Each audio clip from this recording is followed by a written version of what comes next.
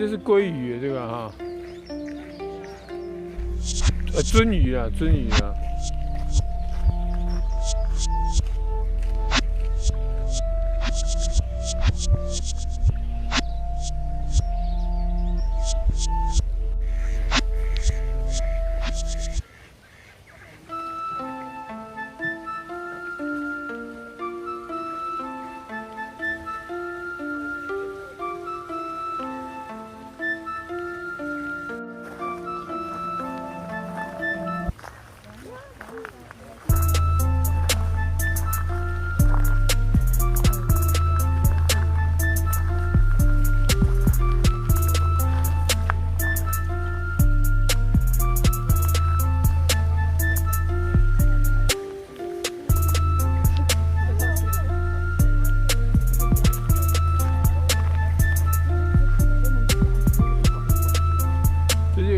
很像那种绿头燕鸭那种的。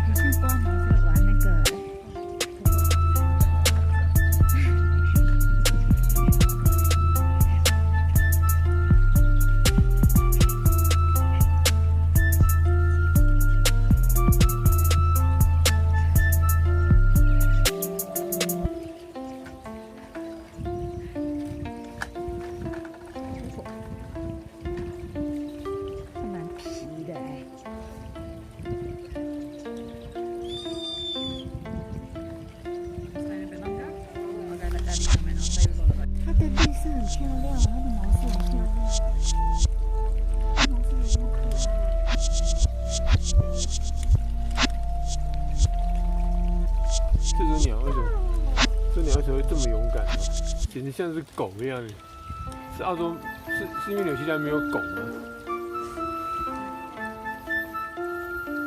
可以让鸟像狗一样的勇敢。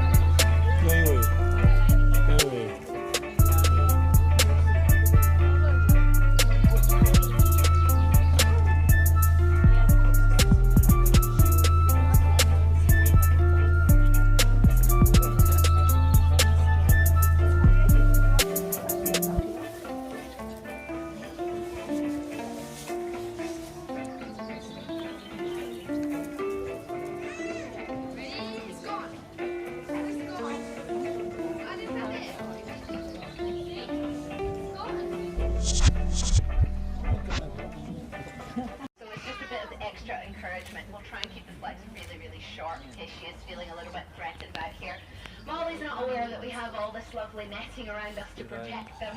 We did used to have a fully free-flighted bird show, and the only reason that they are kept in now is to keep the wild birds out rather than to keep our birds constricted here. She's not aware of that though, and we do regularly get visits from, that's number 3. Generally we have a rule of 3, so if she does fall any larger than this, Molly's about 4 years old now. She's always everybody's favourite in the show, absolutely beautiful little bird, and I believe at the moment the only one of her species in a show like this, so great that you guys get the opportunity to see her up close. He is currently in training to actually do this full possum run where he will appear from the other end of that plank, go all the way down the tree, so I think he was thinking about maybe trying to do it backwards instead. So they're down to about 40 million, but that's still far too many of them in New Zealand. They don't play any positive roles in the ecosystem here like they do in Australia. We don't. Did you see something? A rat? Really? Where? No, well done. Can never do that with a straight face. Well done, guys. That was just a bit of an audience awareness test. Make sure that you guys are paying attention, for one. I'm not bored to death. And also to give you an example of what I was talking about before, what you do need to look out for when you're wandering around. How many have you seen so far? 3. Excellent. If you see a 4th, that is not supposed to happen, so please genuinely do tell one of us if that does happen. Those 3 there, Kim, Chloe and Courtney, the Ratadashians, are our nice, tame, friendly, pet vegetarian rats that live here, just as an example of what you should look out for. Now, my next guest is usually the reason that most people come to KIWI Birdlife Park. So a bit of a surprise out in the broad daylight, so you guys can get a really nice close-up look at her. Very awkward position. I have got, hang on, this beautiful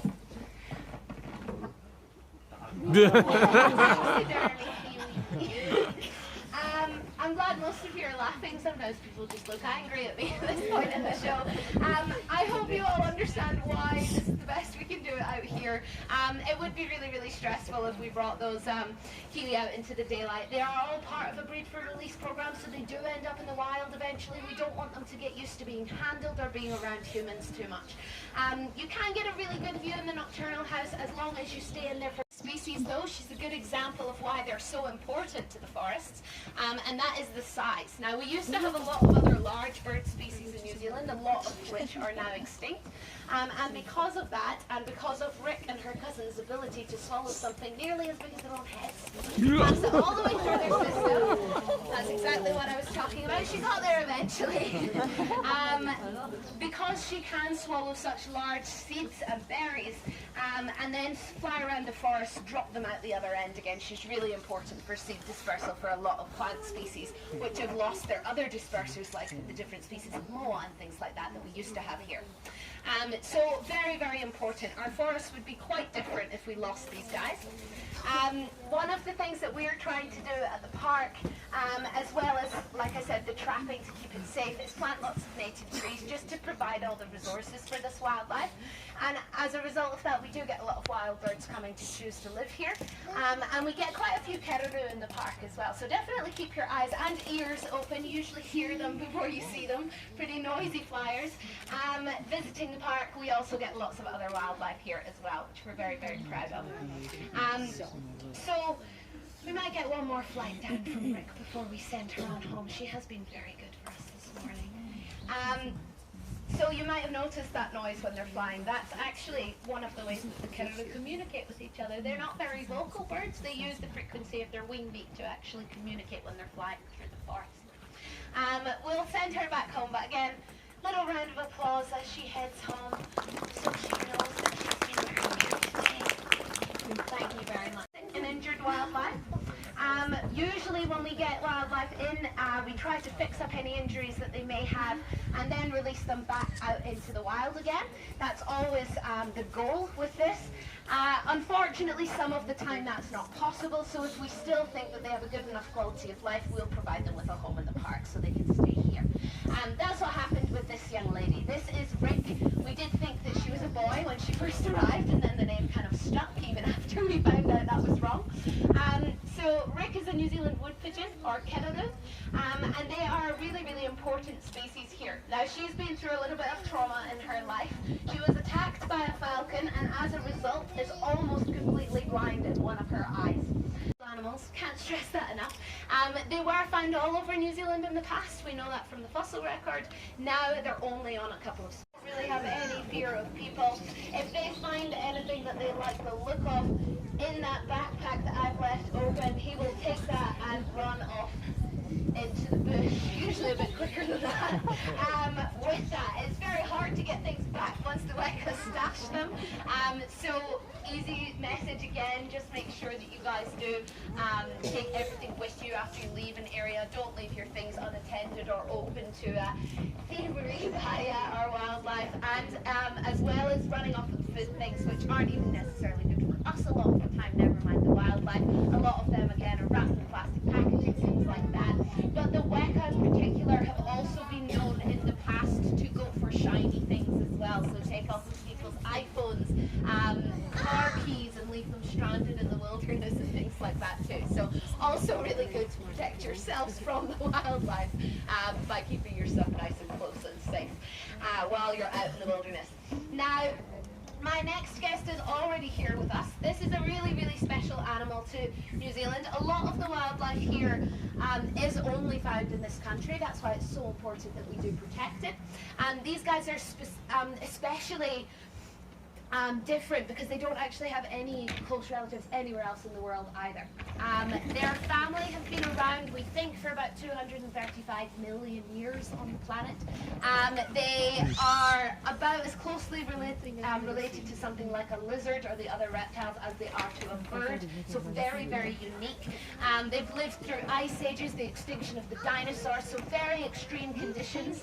I do have the largest of our juveniles out to meet you guys today, so again, I want a nice big reaction for him when I bring him out. Lots of oohs and ahs, amazing. This is the gorgeous Zeus, the tuatara. Now, very good reaction. He does deserve that. Thank you, guys. Now, Zeus is pretty impressive young man, but he isn't actually finished growing. He could get a lot larger than this. He's still very, very young. I did mention he is still technically classed as a juvenile. He's only just celebrated his 21st birthday. Now I say only because we think that these guys can probably live to about 150. Nobody's quite sure. The oldest ones in captivity were brought in from the wild as part of a breeding program. They haven't reached their full lifespan yet, but the oldest one we think is roughly 130.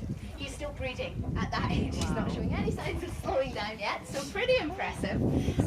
So Zeus here will probably outlive every single person that comes into this park today. He is physically very different from other reptiles. So I mentioned they're in a separate group. We've got 4 classifications on the planet today: crocodiles and alligators, turtles and tortoises, snakes and lizards. The 4th group only has the tuatara. So very, very special. Their skulls and their skeletons are fused in a different way from something like a lizard.